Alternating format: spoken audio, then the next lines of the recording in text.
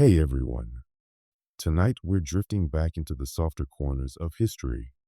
If you're settling into bed, feel free to dim the lights, take a slow breath, and let the day fall away. Because tonight we're talking about queens. Not the glamorous kind you see in fairy tales, with glittering gowns and happily ever after endings. No, tonight it's about the slightly less marketable version of royal life. The women who happen to be married to kings, and then discovered, somewhat inconveniently, that kings have a remarkable tendency to die violently, lose wars, or simply be deposed in some embarrassing fashion. And then, of course, there was the awkward question of what to do with the widow. After all, a king's wife wasn't just a person. She was a political symbol, a dynastic pawn, and occasionally an inconvenient reminder of the fact that her late husband used to be in charge. Not exactly the ideal resume for peaceful retirement. So let's drift through some of these stories together. You might imagine they all ended in executions or poisonings, but not always. Sometimes they were packed off to convents, sometimes imprisoned in drafty castles, and sometimes, surprisingly, they managed to live out their days in relative comfort, watching their families' enemies squabble without them. Our first stop tonight is with Berengaria of Navarre. Berengaria had the dubious honor of being married to Richard the Lionheart. Yes, the famous Crusader King of England. Or, as she might have described him, my husband, who was never actually home. Berengaria was chosen as Richard's bride largely because she ticked the right political boxes. She came from Navarre, a small but strategically useful kingdom at the edge of the Pyrenees. Richard needed her family's support, and so, naturally, she was shipped off to meet him. Their wedding took place in Cyprus, which sounds romantic until you remember they were in the middle of the Third Crusade. The honeymoon suite was essentially a military tent, and the background music was the faint clanging of swords. And here's the awkward part. Richard and Berengaria barely saw each other after that.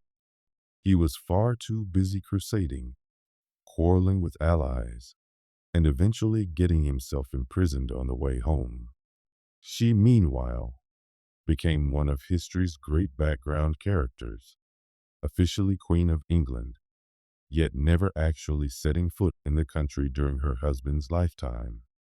When Richard died in 1199, Berengaria's life entered that strange royal widow category.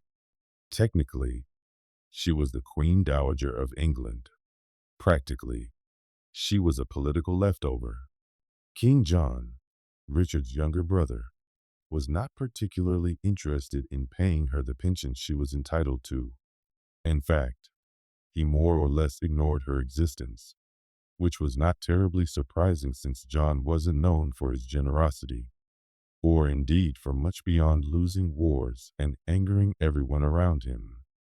So Berengaria spent years writing polite, but increasingly desperate letters to Rome, begging the Pope to force John to hand over her allowance. Imagine the scene. The Queen Dowager of England, reduced to sending papal complaint forms like some neglected tenant, trying to get her deposit back. Eventually, long after John's death, she did get some of what was owed to her. But the reality was that Berengaria lived most of her widowhood quietly in Le Mans, in France. She funded churches, carried on the respectable activities of a queenly widow, and lived until 1230, not executed, not imprisoned, just mildly forgotten, which, in the cutthroat world of medieval dynastics, was honestly a decent outcome. Now let's drift over to Isabella of France. She was married to Edward II of England, a man whose reign was, shall we say, a spectacular disaster. Edward had many qualities, But being a competent king was not one of them. He was more interested in his favorites, men like Piers Gaveston and later Hugh Despenser, than in governing or, inconveniently, in his wife. This did not sit well with Isabella, who eventually decided she had had quite enough. In 1326, she and her ally Roger Mortimer launched an invasion of England. Yes, the Queen essentially staged a coup against her own husband. Edward was captured, forced to abdicate, and soon died in captivity under circumstances so murky that historians still argue about whether he was murdered or simply left to waste away. So what happens to the widow in this case? Well, Isabella technically wasn't a widow immediately, because Edward was alive for a while. But after his death, she found herself in the unusual position of being both queen mother to the young Edward III and also the de facto ruler of the kingdom, thanks to her partnership with Mortimer. For a while, she lived in luxury, with all the trappings of power. But, as tends to happen, the son grew up, took back control, and decided that having his mother's boyfriend run the country was not an ideal arrangement. Mortimer was executed. Isabella was quietly retired to a comfortable but politically irrelevant existence, and she lived out her days surrounded by fine clothes, jewels, and a certain degree of suspicion. Not the worst fate, but a sharp downgrade from ruling England. Another example comes from France, Marie Antoinette, who, unlike Berengaria or Isabella, did not enjoy a peaceful retirement. As the wife of Louis XVI, she became the most famous scapegoat of the French Revolution. When her husband was executed in 1793, she became the widow capet, as the revolutionaries mockingly called her. And while one might hope for a quiet exile in the countryside, the reality was imprisonment in the temple, then the conciergerie, and finally the guillotine. Her case shows the darker side of what could happen to royal widows when politics turned lethal. She had been despised for years as a foreigner, a spendthrift, and an alleged conspirator. Her widowhood only amplified her vulnerability. So instead of a pension and a convent, she received a show trial and an executioner's blade.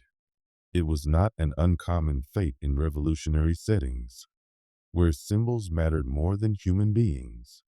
But let's step back to something a little less gruesome. Consider Catherine of Aragon, the first wife of Henry VIII. Catherine was technically not a widow at first, but she became one early on, when her first husband, Prince Arthur of England, died just a few months into their marriage. After a somewhat awkward process, she married his younger brother, Henry, who later became Henry VIII. Their marriage lasted for decades, until Henry decided he wanted Anne Boleyn instead. The divorce, or annulment, depending on which side you ask, left Catherine in a peculiar limbo. She was no longer queen, but she also wasn't treated as a simple widow. Instead, she was stripped of her title and made to live in relative isolation, clinging to the claim that she was still the rightful Queen of England. Her widowhood of Arthur, followed by her rejection by Henry, left her in a gray zone, not executed, not imprisoned, but diminished. She died in 1536, still insisting on her legitimacy, and was buried not as a queen but as the Dowager Princess of Wales, a quiet, yet profoundly symbolic end to the life of a woman who had once been one of the most powerful figures in Europe. And then there's Eleanor of Aquitaine, a woman who, unlike most widowed queens, managed to turn widowhood into an opportunity. Eleanor first married Louis VII of France, a match that was a disaster for both of them. She was lively, ambitious, and politically shrewd, He was pious, awkward, and apparently uninterested in much beyond religious devotion. They went on crusade together, which went about as badly as one might expect when you put a mismatched couple into a holy war. Eventually, the marriage was annulled, leaving Eleanor free to marry Henry II of England. This was not exactly a fairy tale either. Henry was powerful, energetic, and prone to shouting. Their marriage was stormy, full of quarrels and rebellions, but it produced a dynasty, including Richard the Lionheart and King John. When Henry died, Eleanor became the Dowager Queen, and unlike most women in that position, she wielded significant influence. She arranged marriages, mediated disputes, and essentially served as the grandmotherly manager of Europe's dynastic chessboard. In her 80s, she was still riding across the continent, negotiating alliances, because retirement apparently wasn't her style.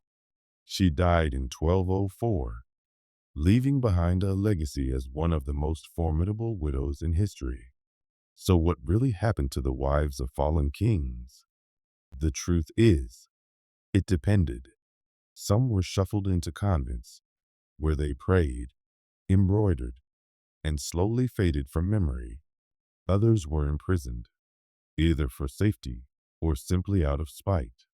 A few, like Eleanor, managed to turn widowhood into a second act of influence. And some, like Marie Antoinette, were swept into the violence of their times and lost their heads along with their crowns. It's a reminder that queenship was never about fairy tales. It was about politics, survival, and, occasionally, the ability to endure a truly staggering amount of indignity.